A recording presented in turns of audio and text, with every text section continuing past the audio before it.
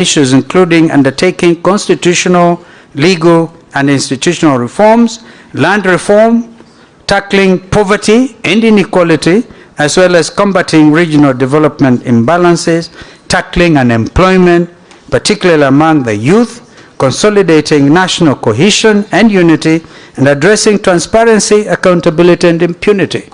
That was a major agenda, and it was to a large extent achieved except for agenda item number 4. And I must move faster. Agendas 1, 2, and 3 were faithfully carried out. And on February 28, 2008, President Kibaki and Right Honorable Odinga signed the agreement on the principles of partnership of the coalition government.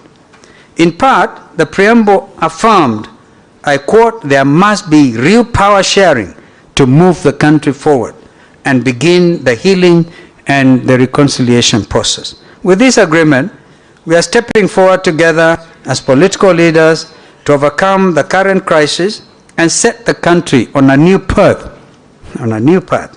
This agreement is designed to create an environment conducive to such a partnership and to build mutual trust and confidence. We have agreed to enact the National Accord and Reconciliation Act, end of the quote, signed by the two leaders. Following the passage of the Kenya Constitution Review Act 2008, Kenya Constitution Amendment Act 2008 by Parliament, the process of drafting a new constitution, detailed in Agenda 4, began. 2 years later, and through a people-driven national dialogue, the Constitution of Kenya 2010 was finally promulgated to widespread acclaim at home, regionally, and internationally. Even though this living document is acknowledged as one of Africa's most progressive constitutions, there are still some aspects of its composition that, in its 13th year of existence, require serious deliberation. We in the Azimio la Umoja One Kenya coalition hold the view that we cannot transform our beloved nation if we do not fundamentally address those Agenda 4 issues of 2008 and those concerns that we have outlined in the National Dialogue Committee, which have christened NADCO, and which I'm happily, as fate would have it, a co-chair. Our top priority, which was to address the cost of living, is demonstrated by the growing gaps in poverty and inequality brought about by harsh and burdensome taxes that take money out of people's pockets rather than putting it therein. And Susan, you're in the business trying to get people to put their money in their pockets. You haven't quite succeeded.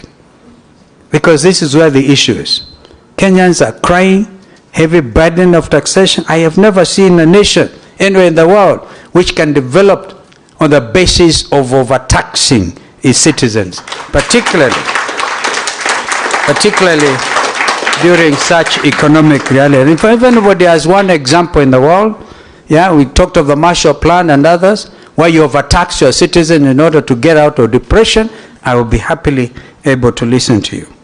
Despite the conflicting explanations, the primary causes of economic slow growth, indeed depression, are not solely attributable to global events, but rather economic mismanagement and endemic corruption. The last 3 presidential election results are strongly disputed, indicating that we have not addressed transparency, accountability, and impunity, particularly regarding our electoral management process. That is why we in Azimio la Umoja One